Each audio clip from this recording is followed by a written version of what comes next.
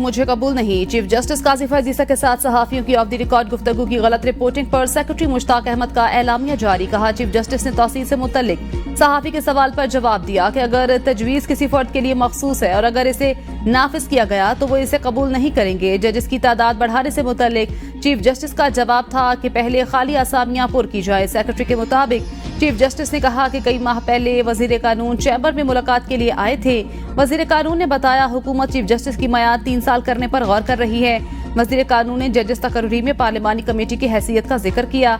कहा, तजवीज है जजेस तकर्री के लिए जुडिशल कमीशन और पार्लिमानी कमेटी को एक बनाया जाएगा। चीफ जस्टिस ने वजीर कानून को जवाब दिया, ये पार्लियामेंट की सवाबदीद है। जजेस तकर्री की मुजवजा बॉडी में अपोजिशन अरकान को बाहर न रखा जाए। सेक्रेटरी ने मजीद कहा कि चीफ जस्टिस से वजीर कानून की मुलाकात में अटॉर्नी जनरल और जस्टिस मंसूर अली शाह भी थे।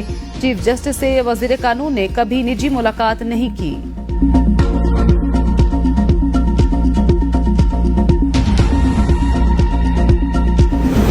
अदलिया से मुतल्लिक कोई कानून साजी होती है तो उसकी मजम्मत और मुखालिफत करेंगी। किसी भी सूरत में किसी भी जज की एक्सटेंशन अदलिया की आज़ादी पर कतगन है। चेयरमैन पीटीआई बैरिस्टर गोहर की रिहाई के बाद मीडिया से गुफ्तगू। कहा, हमें स्पेस न देने की वजह से गैर सियासी कुव्वतें जोर पकड़ेंगी। हमने अली अमीन गडापुर की तकरीर पर कोई माफी नहीं मांगी।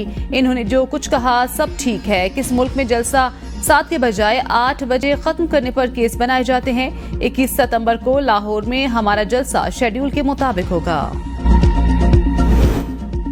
सुप्रीम कोर्ट के जजेस की तादाद में इजाफे का बिल कौमी असम्बली में पेश। मुस्लिम लीग नून के दानियाल चौधरी ने ऐवान में बिल पेश किया। वजीर इत्तलात अताउल्लाह तारा ने कहा कि ये बिल सेनेट में आ गया मगर इसे मुतल्लिका कमेटी में भेज दिया गया। अगर बिल को कमेटी में भेज दिया जाए तो हमें कोई एतराज नहीं। डिप्टी स्पीकर ने अरकान की मर्जी से बिल को कमेटी में भेज दिया। हुकूमती रुकन के बिल में जजेस की तादाद बढ़ाकर 23 करने की तजवीज है। गुज़श्ता दिनों अपोजिशन की मुखालिफत के बायस बिल मुअख्खर किया गया था।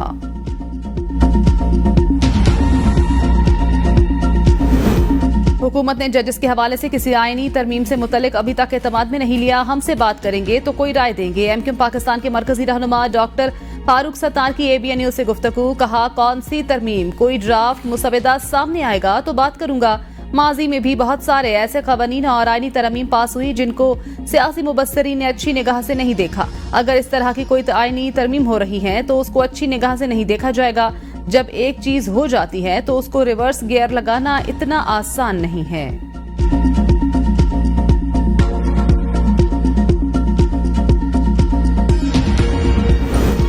एमक्यूएम का मौजूदा मुल्की सूरत हाल में वजीर आजम शहबाज शरीफ पर मुकम्मल एतमाद का इजहार। अवाम की फलाह बहबूद के लिए असम्बली में पेश की जाने वाली हर कानून साजी की हिमायत का अज़्म। गवर्नर सिंध का इस्लामाबाद में एमक्यूएम के अरकान कौमी असम्बली और सेनेटर्स के एजाज में अशाया। आईनी तरमीम, मुल्की सियासी सूरत हाल समेत दीगर अमूर पर गौर।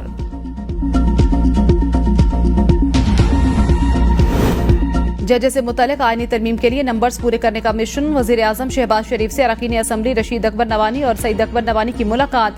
मुल्क की मजमूई सियासी सूरत हाल पर तबादला ख्याल। मुलाकात में मुशीर वजीर आजम बराए सियासी अमूर राना सनाउल्लाह भी मौजूद थे। अरकान की गिरफ्तारी पर पीटीआई का कौमी असम्बली में एहतजाज। ख्वाजा आसिफ और अली मोहम्मद खान के दरमियान तल्ख जुमलों का तबादला। पीटीआई रहनुमा अली मोहम्मद खान ने कहा, 9 मई में जो गलत था वो गलत था। 9 सितंबर की रात जो हुआ वो पाकिस्तान की जमहूरियत का 9 मई था।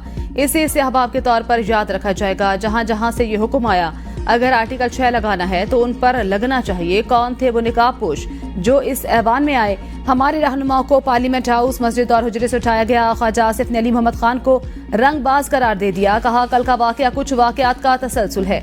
9 मई को सारे हदफ फौज के चुने गए और तौहीन की गई।